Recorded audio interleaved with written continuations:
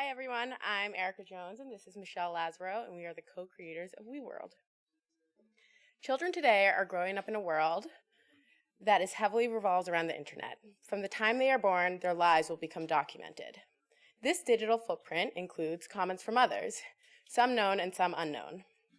The growing use of technology begins to blur the lines between reality and fantasy, the real and the virtual.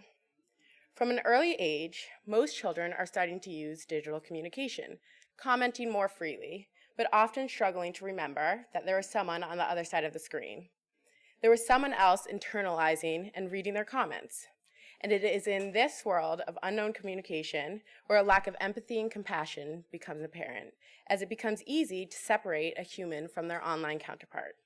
Generation Z, the generation born immersed in digital media, is entering an educational system that is lacking in technology education, even though they are the main users of the web. So how might we change the narrative of digital communication? How might we teach children to act more compassionately towards others online, building more empathic habits? And how might we use the classroom, and specifically the emergence of technology classrooms, to do this? We created a set of online collaborative learning resources called WeWorld. WeWorld connects two technology classrooms within the same school for an 8-week program. And in the program, small groups are created, which will include students from both of the technology classrooms. And these groups of 4 or so students will come together to create a town council. Throughout the 8 weeks, this town council will be asked to make decisions as a group regarding their fictional town. Some of these decisions include planning a fundraiser or making budget cuts. The WeWorld resources are meant to be used in Google Classrooms, where every set of students or town council will have their own Google Classroom. This will allow them to utilize Google Suites as well as work asynchronously off the same document. Weeks are broken into challenge weeks or question weeks. Challenges are each designed to consider different perspectives and repercussions of actions. For example, Group 1 will open their Google Classroom and see the challenge that they need budget cuts to raise money to fix something that was damaged in a flood. They will receive 3 options of different programs to cut.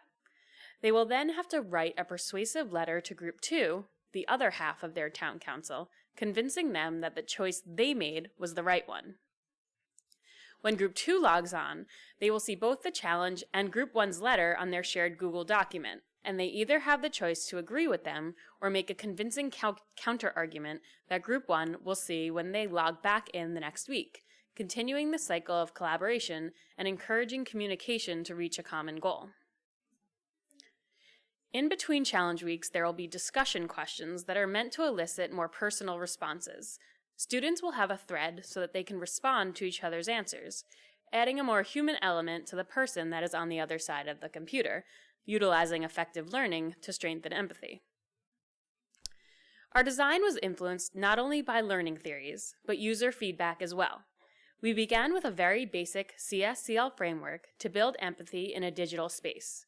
We worked with a set of 5th grade public school tech classrooms in Brooklyn to test out our theories.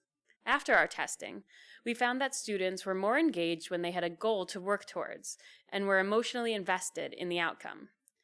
The design topics that we had originally chosen, unfortunately, did not drive discussion, and it was then we focused in more deeply on project-based learning.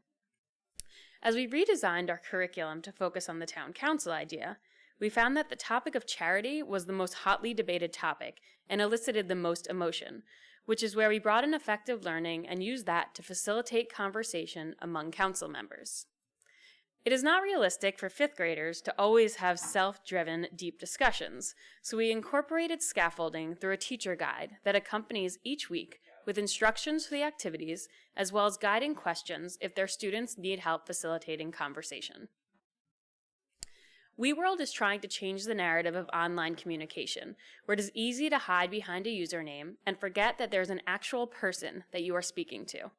Taking these first small steps through asynchronous communication, we hope will plant the seed and build successful habits of empathy, understanding, and problem solving as you see things from the other person's point of view. To learn more, come visit us at Booth 14, where you can experience the rest of WeWorld. Thank you.